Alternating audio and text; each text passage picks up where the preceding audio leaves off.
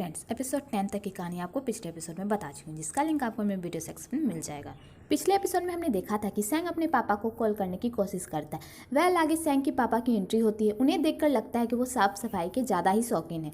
आगे उनकी second wife कहती है, आप एक गेट पे रेड कारपेट क्यों नहीं डाल देते, ये न्यू ईयर की तुलना में ज़्यादा लिवली होगा। तो मिस्टर सान कहते हैं, मैं इससे ही खुश हूँ। आगे उनका मैनेजर कहता है, हमारे ग्रुप के चीफ फाइनेंशियल ऑफिस और सेक्रेटरी जनरल रास्ते में, वो कभी भी आते ही होंगे। तो मिसेस सैन कहती है, आप इतने लोगों को क्यों बुलाया है। तो आज सैंग आपसे पैसे उधार लेने आने वाला है। तो वो अपने फेस के बारे में बहुत परवाह करता है। निश्चित रूप से इतने सारे लोगों के सामने वो अपना शो ऑफ नहीं करना चाहता। तो मिस्टर सैंग कहते हैं, मैं बस अपने कुछ पुराने दोस्तों से मिलना चाहता हूँ। किसने कहा कि मैं उसका वापस आने का वेट कर रहा हूँ। वह आगे मिस्टर सैन अपने फ्रेंड्स के साथ गेम खेल रहे होते हैं, पर उनका ध्यान गेम में कम दरवाजे पर ज़्यादा होता है। कुछ देर बाद सैंग आता और कहता है, आपके पास टाइम है क्या, हम स्टडी रूम में बात कर सकते हैं। तो मिस्टर सैन कहते हैं, हाँ हम क्यों नहीं बात कर सकते, यहाँ मेरे सारे फ्रेंड्स ही तो हैं, चलो यही बात करते हैं। वह आगे मिस्टर सान कहते हैं, मेरा बेटा पूरे साल घर नहीं आया, जब कुछ हुआ तो अपने पापा की याद आ गई। तो सैंग कहता है, मैं आपसे 50 मिलियन उधार लेना चाहता हूँ, मैं आधे साल में वापस कर दूंगा, इंटरेस्ट सहित, और ये रहा लोन कॉन्ट्रैक्ट। तो मिस्टर सैन कहते हैं, क्या मैं तुम्हारा प्राइवेट बैंक हूँ। तो सैंग कहता है, मैं आपको बैंक से भी ज़्यादा इंटरेस्ट दे रहा हूँ। तो मिस्टर सैन कहते हैं, तुम मेरे बेटे हो, पैसा जल्दी या बाद में तुम्हारे पास होगा। ये बाएं जेब की तरह है जो दाएं जेब में भर दिया जाता है, ये मेरे लिए लायक नहीं है। तो सैंग कहता है, ओके तो आप ही बता दीजिए आपको क्या चाहिए। तो मिस्टर सैंग उसे एक कॉन्ट्रैक्ट देते और कहते हैं, मैं तुम्हें 50 मिलियन दूंगा और तुम्हें पे करने की भी ज़रूरत नहीं है। तुम्हें कॉस्मेटिक में शुरुआत से लेकर अभी तक सिर्फ लॉस ही किया है, इस टाइम तुम्हें वापस आने की ज़रूरत है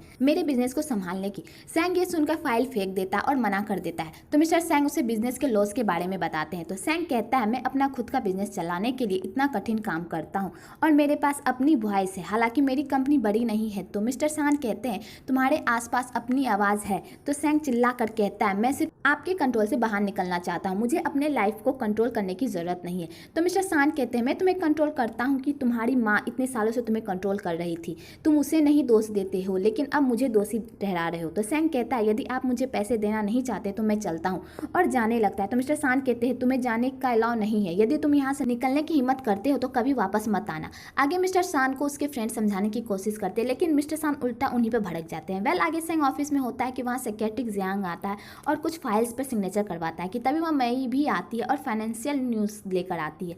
कहती है, वीक में हमें उन्हें पे करना होगा। इधर मिस्टर सान उस कॉन्फ्रेंस की वीडियो देखते हैं और अभी के सिचुएशन के बारे में पूछते हैं। तो मैनेजर कहता है, मिस्टर वांग ने एलिस कंपनी का फंड रोक दिया है और मिस्टर सन ने भी कॉपरेट करने से मना कर दिया है। तो मिस्टर सान कहते हैं, सन ऑफ विच के वास्तव में अस्थायी हैं, उन्हें समझ में नहीं आता कि गरीबों का क्या मतलब नहीं है। तो मिसेस सैन कहती है, इन्वेस्टर ऐसे कैसे होते हैं, वे ये कभी नहीं जानते कि क्या हुआ था और वे ये भी नहीं जानते कि वो किसका बेटा है, वो सैन को इतनी मेहनत के बाद ऐसे कैसे धकेल सकते हैं। तो मिस्टर सान मैनेजर को कहते हैं, जो अभी भी कंपनी में इन्वेस्ट कर रहे हैं उन्हें भी बाहर निकालो और उन्हें पूरी तरह से अपनी पूंजी वापस लेने को कहो, समझे। तो मिसेस सान कहती है, क्यानसन आप ऐसा कैसे कर सकते हो उसके साथ, आप क्लियरली उससे वापस चाहते हो तो आप उसे क्यों नहीं बताते।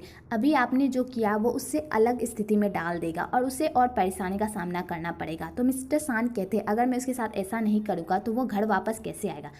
ये सब बात सुनकर मिसेस सान गुस्सा हो जाती है और चाय वाली कप छीन कर चली जाती है। आगे सारे रिपोर्टर सैंग से क्वेश्चन पर क्वेश्चन पूछते हैं, पर सैंग के पास कोई आंसर नहीं होता कि तभी मई आती और मैंग हुई के लाइव मेकअप वाली बात बताती। तो सैंग दौड़कर ऑफिस जाता और वो लाइव देखता है जहां मैंग हुई अपना स्कार पूरी दुनिया को दिखाती और एलएस फाउंडेशन को पूरा अप्लाई करके दिखाती है। कुछ बैड कमेंट भी आते हैं और कुछ अच्छे कमेंट्स भी। सैंग ये सब देखकर सैड भी होता है और खुश भी कि तभी वहाँ जियांग आता है और बताता है कि कंपनी के फंड्स वापस आ रहे हैं, वो हमारे साथ मीटिंग करना चाहते हैं। आगे सैंग कार में सैड मूड में होता है तो जियांग कहता है, हमारे फाउंडेशन की ज़्यादा डिमांड हो रही है, ये सब मेंग हुई के वीडियो की वजह से पॉसिबल हो पाया है। तो सैंग कहता है, इसका मतलब है कि बहुत लोगों ने उसके चेहरे पर अब वो स्कार देख लिया। तो जियांग कहता है, फाउंडेशन को लेकर अब पब्लिक अपनी राय चेंज कर रही है, बहुत लोग फाउंडेशन खरीद रहे हैं, कोई अब आपके रिलेशनशिप पर फिर से गॉसिप करना शुरू कर दिया, लेकिन आप टेंशन मत लीजिए, मैं इससे निकलने का कोई ना कोई रास्ता ढूंढ ही रही होगी। तो सैंग जियांग को डॉक्टर ताओ के घर जाने को कहता है, पर जियांग कहता है, डॉक्टर ताओ अपने घर पर नहीं है। इधर मैंग हुई मैसेज पढ़ रही होती है, मुझे आपको नोटिफाई करने के लिए सॉरी कि हमारा सहयोग अस्थायी रूप से कैंसिल कर दिया किया गया है। हमारी कंपनी आज से डे ड्रीमर के साथ सहयोग करना बंद कर देगी। सभी साइन एग्रीमेंट और कॉन्ट्रैक्ट अब इनवैलिड होंगे। एक और मैसेज आता है सैंग का, मैंगहुई क्या तुम हो? मेरे कॉल क्यों नहीं उठा रही हो? इधर सैंग उस वीडियो के बैड्स कमेंट का रिप्लाई देता है और सबको खूब सुनाता है। वेल आगे मैंगहुई को एक कॉल आता है एडवर्टाइजमेंट वाले का, तो मैंगहुई अपना अकाउंट देखती है और सैंग के मैसेज को देखती है। वेल वो उस एडवर्टाइजमेंट वाले से मिलने जाती है, पर वहाँ उससे पता चलता है कि वो सैंग है।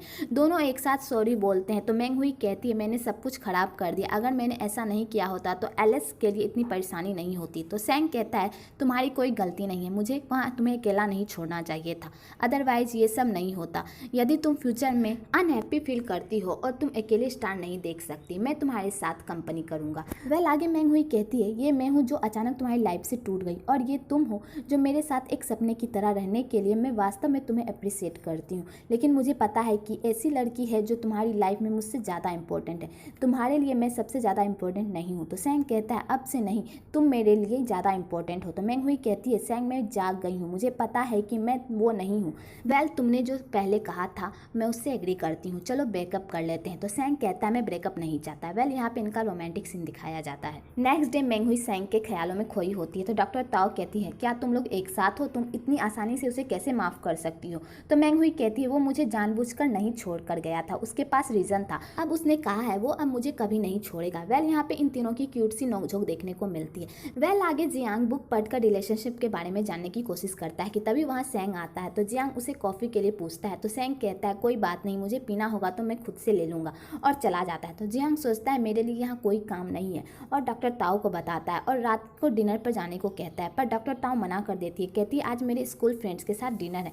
तो जियांग सोचता है डॉक्टर ताओ भी उसी की तरह है, उसके फ्रेंड भी उसे तंग करते होंगे। तो जियांग एक आइडिया अपनाता है, तो सैंग से उसकी कार की और सूट मांगता है, तो सैंग उसे दे देता है। आगे जियांग पूरा ड्रेसअप होकर हाथ में रोज फ्लावर का बुकेट लेकर डॉक्टर ताओ के पास जाता है, लेकिन वहां जाकर उसे पता चलता है कि उसकी सिचुएशन उससे अलग है, उसके फ्रेंड उसे खूब मानते हैं। वेल आगे वो दोनों कार में होते हैं, तो जियांग कहता है हम दोनों सेम नहीं थे, मुझे लगा तुम्हें भी बुली किया जाता होगा। तो डॉक्टर ताओ कहती है क्या? मैं अपने स्कूल में सबसे बेस्ट स्टूडेंट थी और टॉपर भी, सारे फ्रेंड्स मुझे बहुत ही पसंद करते थे। तो जियांग अपनी इस हरकत के लिए शर्मिंदा होता है। तो डॉक्टर ताओ कहती है तुम इतने क्यूट हो, तुमने परफ्यूम भी लगाया? तो जियांग कहता है मैंने नहीं लगाया। वेल इनका यहाँ क्यूट सा मोमेंट दिखाया जाता है। वेल आगे सारे स्टाफ अपना काम फिनिश करके मैंगहुई के गिफ्ट को देखकर बहुत एक्साइटेड होते हैं कि तभी सैंग उस सबके लिए फिर से गिफ्ट भेजता है, लेकिन वो गिफ्ट्स पूरे अजीब होते हैं जिसे देखकर स्टाफ भी चौंक जाते हैं। वेल इधर मैंगहुई सैंग के घर पर कॉफ़ी पी रही होती है और यहाँ पर इनका क्यूट सा मोमेंट दिखाया जाता है। वेल आगे वो लोग फिल्म देखते हैं और वो भी खत्म हो जाता है, तो मैंगहुई जाने लगती है। तो सैंग उससे आज रात अपने घर पर रुकने को कहता है कि तभी मैंगहुई कहती है जब मैं चेंज हुई थी तो तुम्हें मैंने अपने साथ रहने को कहा था, मैंने तुम्हें फोर्स भी किया था। तो सैंग कहता है नहीं, हम लोग साथ नहीं रहे थे, हम जैसे पहले रहते थे वैसे ही लाइफ जी रहे थे। इसके अलावा बाहर जाने से पहले हमने वही काम किया, ये लो पानी पी लो और मुझे सॉरी और थैंक यू कहना बंद करो। तो मैंगहुई कहती आई एम सॉरी, ये मेरा फर्स्ट टाइम है प्यार में पड़ना। तो सैंग कहता है हमारे पास एक्सपीरियंस नहीं है, तो अगर कुछ गलत हो जाए या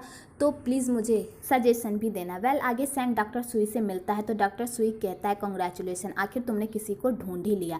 तो सैंग कहता है भाई अब तुम्हारी बारी है। तो डॉक्टर सुई कहते हैं अब तुम अपने फीलिंग के बारे में श्योर होना, ये फीलिंग मैंगहुई के लिए ये लव है ना कि कोई गिल्ट। तुमने बचपन में कि अचानक से किसी लड़की के फेस को हर्ट किया जिसकी वजह से तुम 10 साल तक सफ़र कर रहे थे, क्या तुम श्योर होना क्योंकि तुम उसकी जिम्मेदारी लेना चाहते हो, क्योंकि तुम उसके स्ट्रेस डिसऑर्डर का कारण बने। तो सैंग कहता है मैं पहले श्योर नहीं था लेकिन अब मैं पूरा श्योर हूँ।